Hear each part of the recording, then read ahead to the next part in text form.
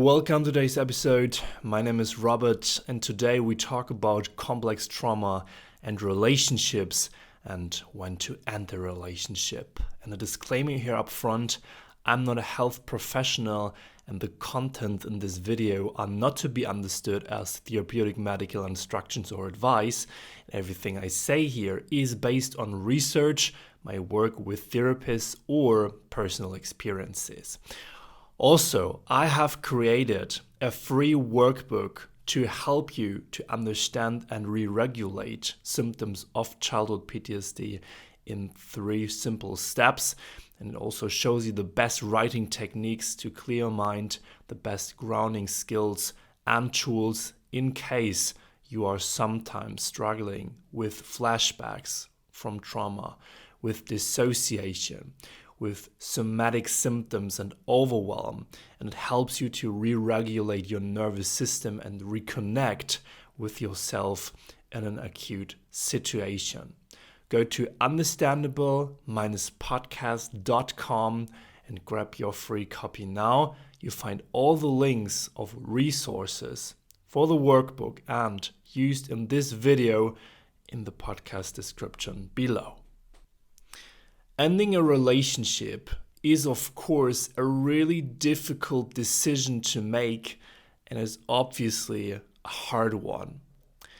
Many people put this decision off for a really long time, and I'm definitely not here for you to tell you to end your relationship or to do anything like that, even if that's portrayed in the intro to the shrinking episode I just showed you. But sometimes it just takes a few facts to make you reconsider your decision. If you're in a toxic relationship characterized by emotional or even physical abuse, please think about yourself, and in brackets, your kids as well if you have one or if you have some, first. I know that there are some people out there who don't realize until it's way too late that their partner is a narcissist, that their partner is abusive in a way. And if you're already having children or a home together, it becomes really difficult.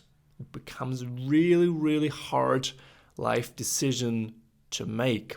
But even then, there are solutions that you may not see now at first, so definitely don't forget that. You're always in control, and there are always possibilities and opportunities, even in the worst circumstances. Sometimes we find ourselves in really difficult life situations, especially in our relationships. Perhaps we have been struggling for years within a relationship. Such situations can be when you're already married or when you're in a long-term relationship, but that relationship is more like an on-off thing, or it's more like there is cheating involved, there is manipulation involved, there is abuse involved. And the question many people have then, obviously, is can something like this still be repaired? Can that relationship somehow work in the future again? Or maybe you are dating someone and you already recognize signs that could be red flags. You can ask yourself then, what happens next in that relationship? Should I break off now or should I continue to date if I already see some signs that appear not that green to me?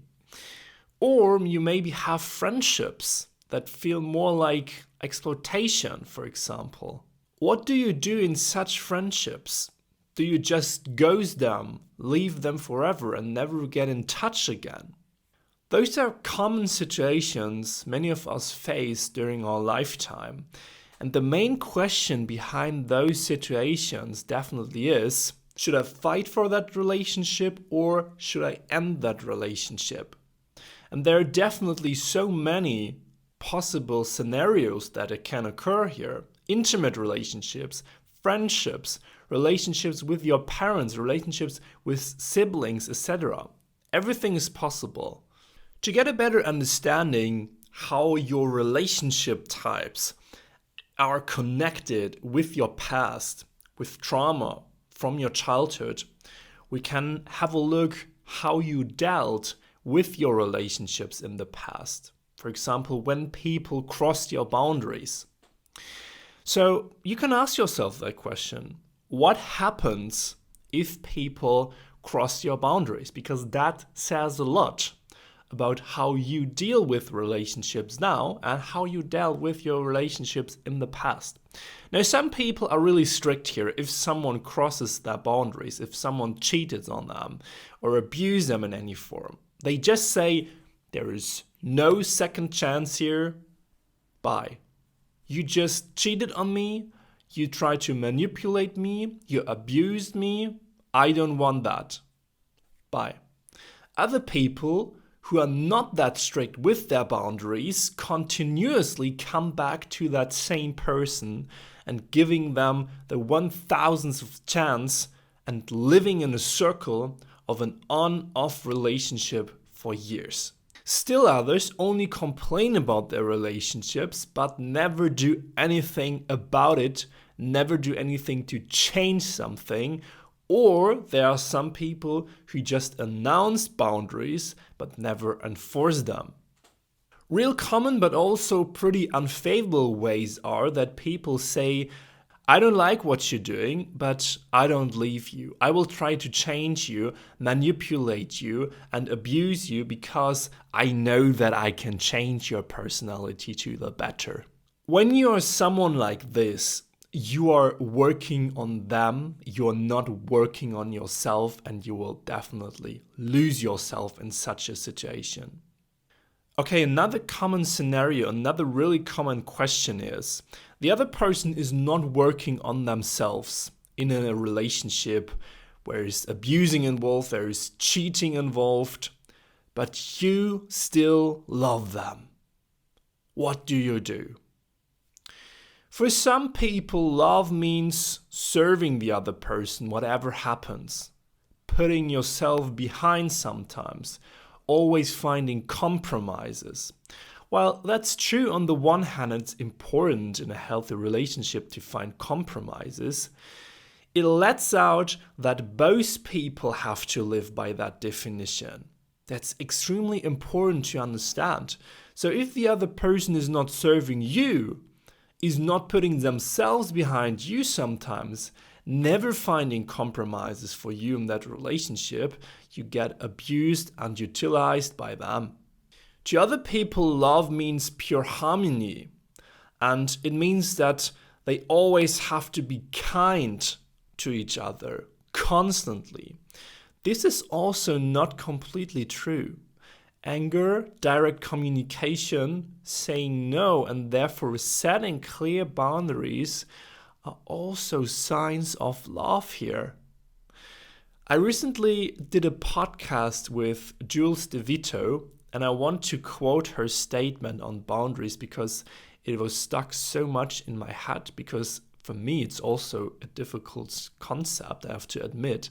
And she said that setting boundaries is one of the most compassionate things you can do. Sometimes I'm just brushing my teeth and I think about that statement, and then I realize how much truth there is in there, even if that's not obvious to many of us who may be highly sensitive people, who may be people with autism, to sensitive people in general, to people who think a lot, who feel a lot. That can be a not so obvious thing. That setting boundaries is a really kind act full of love, because it seems so harsh at first sometimes to say no. If you want to listen to that full episode, I will link that to you up here. To other people, love means to forgive everything. If someone did hurt you really bad and you want to forgive them, what many people do is completely lock them out of their lives, never forgive them, or they completely let them back into their lives because that means love to them. But forgiving someone also means setting a clear boundary and enforce that boundary. So that means I will lock you out a bit. Here's the boundary. If you cross that again, bye. Okay. So it means slowly letting the person back into your life, but also during a period of time. Let's say someone abused you or cheated on you. You lock them out of your life. You want to forgive them, want to let them back into your life. You have to do that slowly over, let's say, a couple months, a long enough period of time. So you can see if that person really changed or if that person will cross that boundary again and will hurt you. Really important. Now, when we talk about those things, boundaries, how you dealt with your relationships in the past, what your concept of love means, if you have not clear enough boundaries there, then there is still this question in the back of our minds constantly. When should you end a relationship? When there is enough? When are too many boundaries crossed? What is an indicator for a relationship that is not working, which is toxic, what we say in modern language? Now, if one or two people cheated on each other and they're wondering if it will ever work again, the main question here is, how long will it take you to trust each other again and don't have scenarios and traumatic flashbacks in your head that this person might see someone else if he or she is telling you, oh, I go to the gym after work. I go to have a couple drinks with my friends. Are you still thinking that the person is lying to you and might see someone else? How long will it take that you don't have that scenario in your head anymore? Is it 2 years? Is it 5 years? Is it 10 years? If you cannot commit to that given period of time without the certainty that it will ever be working again, you should not stay in that relationship. Next example, you're both working really hard on your challenges, but you trigger each other again and again and you hold each other back from growing out, from healing. Then that's definitely painful. That's extremely painful, and I have been in such relationships, but it is reality then. In those scenarios, most of the times, I say how it is, it's better to separate instead of staying together and constantly triggering oneself. That's definitely an individual decision you have to make here. And also there is the question of the period of time involved. But if you're constantly, and by constantly I mean multiple times a week or even daily, triggering yourself during your daily lives, then that's definitely an environment that's holding you back, that's holding your partner back, and that doesn't allow both of you to finally find to yourself, to reconnect with yourself and to heal yourself from those wounds from the past. Another common scenario is that you both work really hard on yourself, but you still trigger each other, as in the scenario before. Now you separate because it's too painful, and as you stay separated for a while, the other person comes back to you and says something like, sorry, I love you so much. I promise to you, this time everything will be different. I will be better. I will be a better partner. I will change for you. And you come back together, but then you break up again because things didn't change. And after a while, you still trigger each other again. But then the other person comes back again and says, sorry, I change, I will, I promise to you. And you come back together, but things still stay the same, and then you break up again. And then you will find yourself in that cycle of an on-off relationship.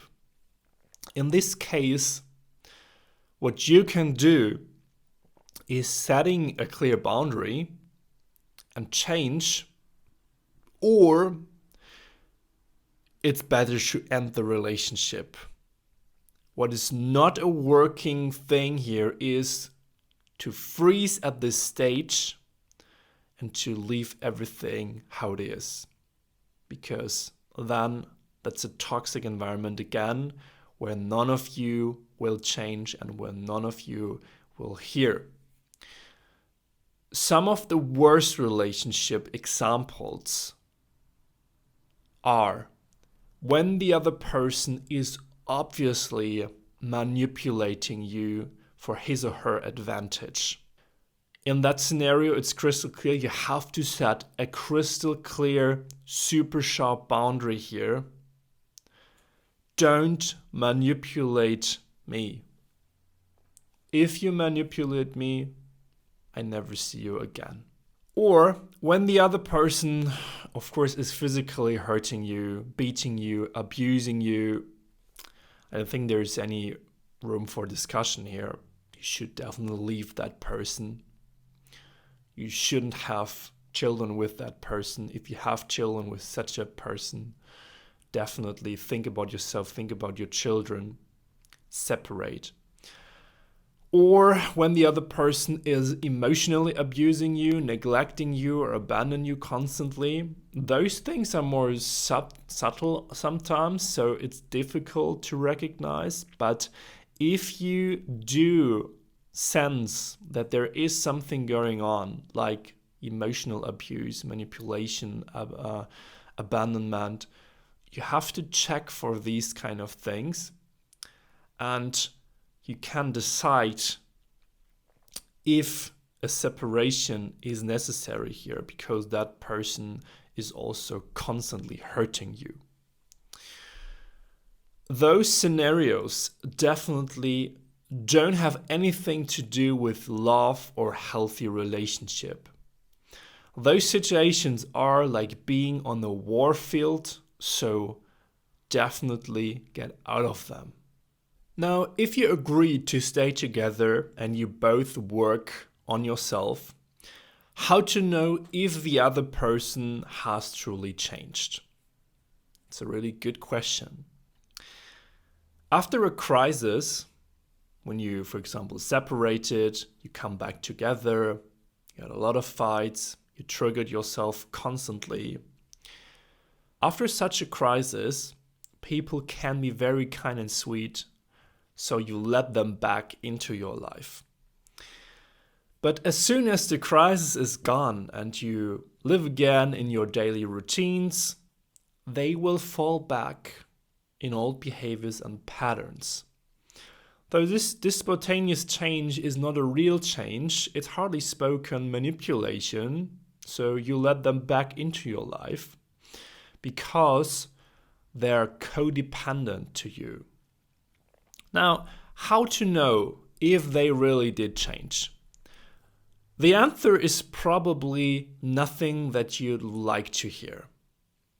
The truth is that the only scenario when people really changed is if they don't need you anymore.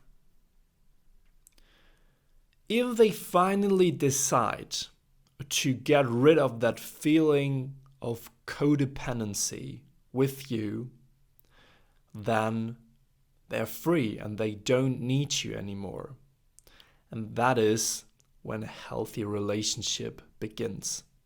If you're both separated and both of you don't need each other anymore to feel loved, if the emptiness, the shame, and the hole you feel are not filled anymore by the love, validation, and sweetness of the other person, that is when you know that someone has truly changed. I know that codependency and this sensation of needing someone to feel that hole to get validation and love is a super common thing. And I also have that. I also don't know if it's completely avoidable or if it's necessary to completely get rid of that love from the other person, because I think it's not realistic. It's my opinion. But not to be dependent completely on those sensations from the other person, that is the solution to finally become more independent from that person. And even if that doesn't sound logical at first, this is when you truly can feel love for that person. Why is that? Because you're not coming from a place where you miss something, where you have that hole within yourself, but you're coming from a place where you have a lot of love for yourself, so you can give a lot of love to the other person and support that person. We have talked a lot about codependency in another episode, which I will link to you up here. So if you want to watch that episode, I truly recommend that to you. But why is that scenario the only scenario where you can know that the other person has truly changed? Because they're doing it for themselves and not for you, so you like them or you take them back or to manipulate you. They're doing that for themselves. You can change other people in the end, and other people shouldn't change themselves for you. Your task is to work on yourself, for yourself, while the other person is working on themselves, for themselves. And if you come back together, or if you come together with someone who is doing that, you will feel that this person is someone who is really loving themselves, so you can both love each other. Does it make that sense? Hopefully. Now, what to do if the other person is constantly coming back to you and says things like, please take me back. You're the only one who understands me. Or even worse, things like, if you leave me, I'm going to kill myself. If you go, I will take the children. If you go, I will make your life to hell and you will never feel good again. What if the person is harshly manipulating you? What if the person is hardly threatening you? Now, you have to understand, I think that's pretty obvious, but maybe not in such a situation, that this is intense manipulation, what I just told you. So if you let them back into your life now, because of fear, because you fear that the other person is really going to kill themselves, that the other person is really making your life to hell now, which is totally understandable, you will teach them that they get away with manipulating you. And you will teach them that they now learn, okay, I have to threaten you. And then you will take me back into your life. And that's not a favorable thing for both of you. Things like these, or sentences like these, are sometimes used by narcissists. People with CPTSD, people who are really sensitive, often attract those kinds of people. And typical, we see anti-receptive relationships between those two. We've talked about them in another episode, but I want to show you the graphics here again. Usually you have a narcissist on the one side, and you have a really sensitive person, a highly sensitive person, or an empath on the other side. And the narcissist feels entitled to receive attention from the other person, exploits the other person's empathy. And for the narcissist, it's important to express themselves. It's important to be listened to and to be understood, while the highly sensitive person is exactly doing that, giving a lot of attention, is empathetically listening, and has a deep desire for understanding others, and often also a huge capacity, emotional capacity for others. Now, I truly recommend you, if you find yourself in such a situation and someone is telling you things I just told you, it's truly important, I truly recommend that, yes I do, to work with a professional here and to seek professional help from a psychiatrist or a psychologist, because those things are not fun to deal with. Last thing I want to mention here, if you have kids already, should you split up or should you stay together because of the kids? I have to admit that that's a horrible situation. Sticking together and separating are both scenarios that will hurt the kids. Yes. Both options are terrible. Both options will hurt anyone. But what I believe is the longer you stay in that messy relationship dynamic, the more the children will experience traumatic situations. So if you don't have kids already, definitely think about yourself and your future kids first before you find yourself in such a toxic relationship. And if you are in such a relationship, think about if separating is not a better option than staying together, getting manipulated, getting abused, and hurting the kids even more. Now let's talk about solutions in the end. If you now want to decide for yourself, if you want to enter a relationship, or if you want to keep fighting for it, what can you do? How can you resolve this messy riddle? Now, as I said before, what's truly important, or the most important thing anyway, is for both people that they need to work on themselves, not on each other. Again, you can only grow together and change if each of you is working on themselves for themselves. That means that your partner also has to do the work if you are the messed up one, and you have to do the work if your partner is the messed up one. So you both have to do the work. That's the spoiler. Now, to find out if a relationship is worth fighting for or if it's better to end the relationship, it's definitely time to set clear boundaries here. Why should you do that? Why should you set clear boundaries?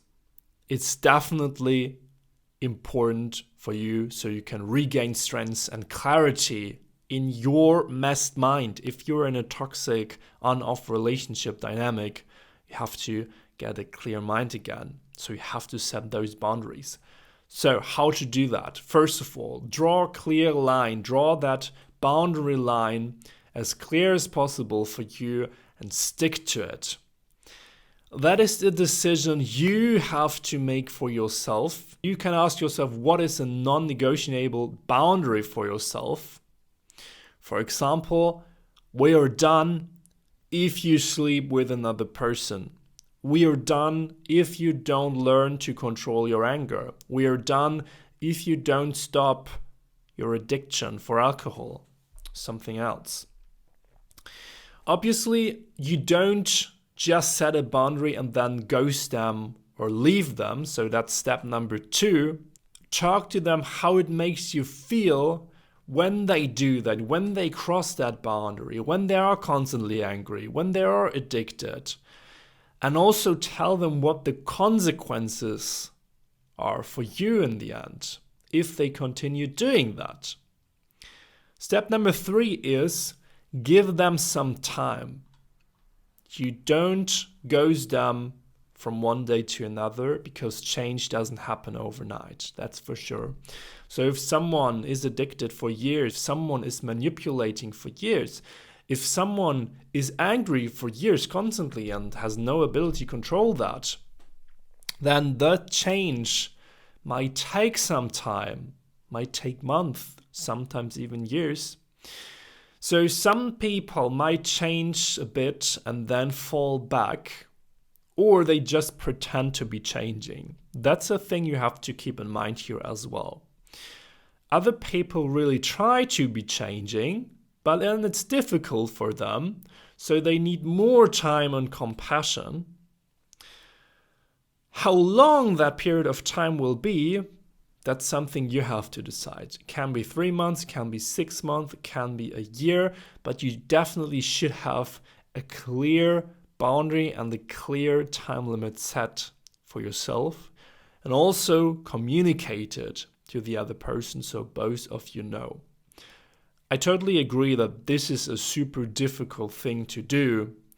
It's extremely hard to stick to such boundaries, extremely difficult emotionally to do that and to decide when to quit such dynamic. It is for sure something that will emotionally drain you, but you have to ask yourself, is it something that drains me more in the end when I do that for the rest of my life, when I self-abandon myself because I let the other person abuse me, manipulate me, whatever the person is doing, or if I just try to set that clear boundary and then make a decision. If you came to the conclusion in the end that you are not with the right person, this is incredibly painful, yes, but is there hope? Yes, of course there is hope. You will definitely find someone in the future for a healthy relationship. And if you just ended a relationship and now look for a new partner, or will look for a new partner in the future, or will look for better friends, how does a healthy partner or healthy person actually look like? What you have to understand here is that a secure partner is not someone who is doing all the work for you. A secure partner is not someone who's perfect, who's constantly living in harmony with you, who's not having challenges themselves. A secure partner is someone, as we identified before, who is doing her or his own work, right? He or she is independently for themselves, sets clear boundaries, at the same time is supporting you, and is willing to find compromises with you if necessary. In a secure and healthy partnership, there will be less codependency. That's for sure. As I said before, I personally don't believe that we live in a perfect world where there is no codependency, where there is no hole to fill in the end. I don't believe that. Maybe there are some people who have no codependency at all, who are completely independent and are able to switch back. On the one day they're independent, and the next day they're super close to you, and they have that super healthy dynamic. But there is also a misconception here about secure partners. So, as I said before, if you struggled in your previous relationships with partners who were too close, were manipulating you or hiding things from you, that's horrible, and that's one thing, okay?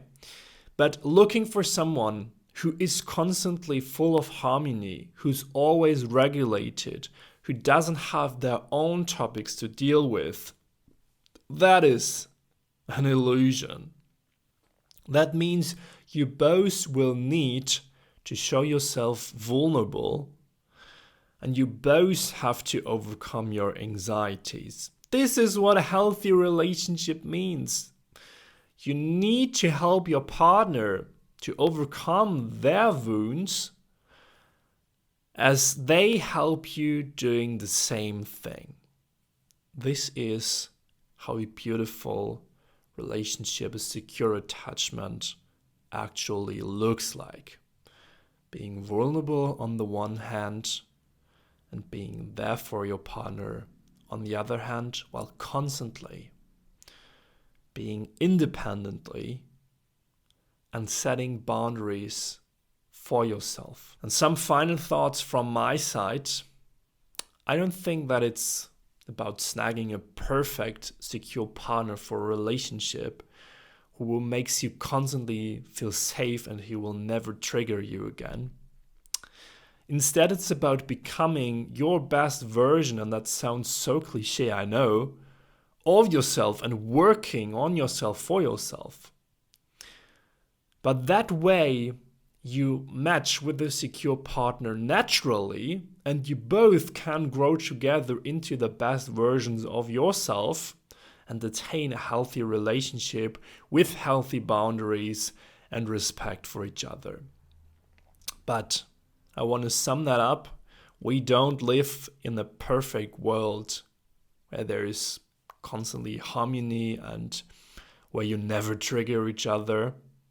So keep that in mind when you think about maybe separating from a person, or when you're looking for someone new and you don't want to relive all that mess you have experienced before. So what do you think about complex trauma and relationships? Have you lived in such messy relationships before?